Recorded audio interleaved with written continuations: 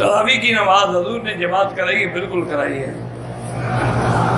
یعنی 1400 سال گزر گئے ہیں، ابھی تمہیں یہ شک ہے؟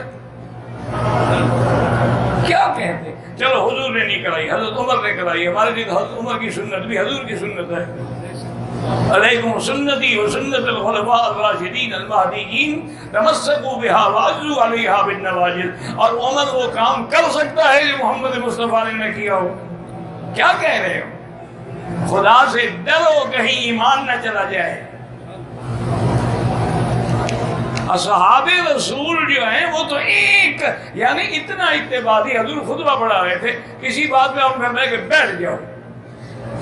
حضرت عبداللہ ابن مسعود رضی اللہ عنہ جو فقہائے صحابہ میں ہیں، جلیل القدر صحابہ میں سے ہیں، وہ جوتیوں کی جگہ میں آ رہے تھے، وہیں بیٹھ گئے۔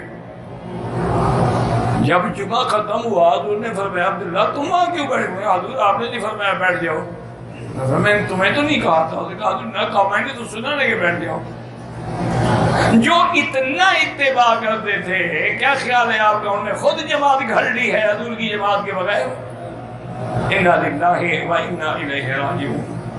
یعنی اتنا اتباع عمر کے گھرانے میں تھا رضی اللہ عنہ۔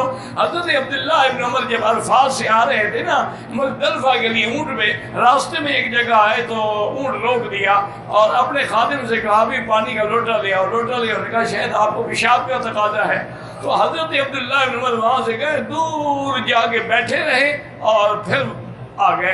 انہوں نے کہا حضرت آپ اترے بھی، پانی بھی مانگا، آپ نے پیشاب بھی نہیں۔ انہوں نے کہا اس جگہ حضور اترے تھے، میں سنت کے لیے اترا تھا، مجھے پیشاب نہیں کرنا تھا، لیکن حضور نے یہاں بیٹھ کے پیشاب فرمایا تھا، تو میں نے کہا اتباع نہ رہ جائے حضور۔